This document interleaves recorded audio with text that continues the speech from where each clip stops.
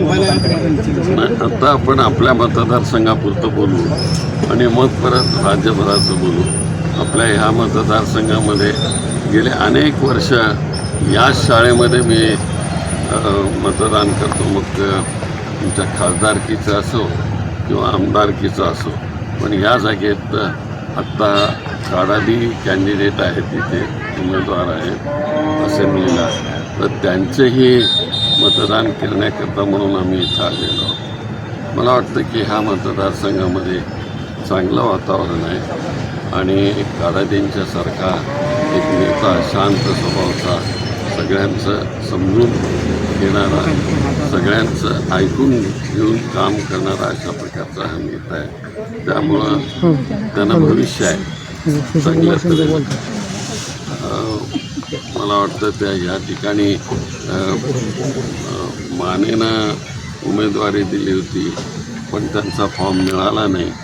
मग मानेने त्यांनाही सपोर्ट केला धनराज काडादींना. एक चांगल्या प्रकारचं वातावरण या ठिकाणी निर्माण झालेलं आहे. साहेब, महाविकास आघाडी म्हणून शिवसेना देखील आपल्या सोबत आहे, मात्र त्यांचा प्रचार होताना पाहायला मिळत नाहीये. धर्मराज काडादी साहेब आपल्यासोबत दिसत आहेत, काय नक्की मेसेज आहे? नाही, मेसेज नक्की असं काय नाही. त्यानं शिवसेनेच्या लोकांनी फार गडबड केली की तो मतदारसंघ हा आमचा दक्षिण मतदारसंघ, ज्या ठिकाणी मी 2दा मुख्यमंत्र्याची निवडणूक लढवली होती आणि दोन्ही वेळेस विजयी झालेलो होतो. त्याच्या अगोदर देवकते साहेब आमचे अनेक वेळेस तिथून निवडून आलेले होते.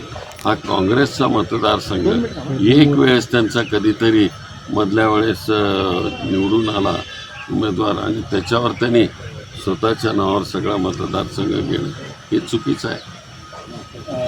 त्याच्यामुळे आघाडीत बिघाडी होणार नाही का? नाही, मला नाही वाटत की ते समजू शकते. आम्ही त्यांच्या नजरेला आणून दिलेलं आहे की असं तुम्ही गडबडीत हे केलेलं आहे म्हणून. हे बरोबर नाही, हे आम्ही आणून दिलेलं आहे. उद्धव ठाकरेंनी जाहीर व्यासपीठावरून सांगितलं की खाली का तुम्ही माझ्या ठीक आहे, होतं, पण त्यांना त्याच्यानंतर आम्ही सांगितलं ना, समजून सांगितलं. म्हणजे आपला पाठिंबा आता काँग्रेसचा अधिकृत पाठिंबा हा धर्मराज काडादी यांना असं म्हणायचं. हो हो हो.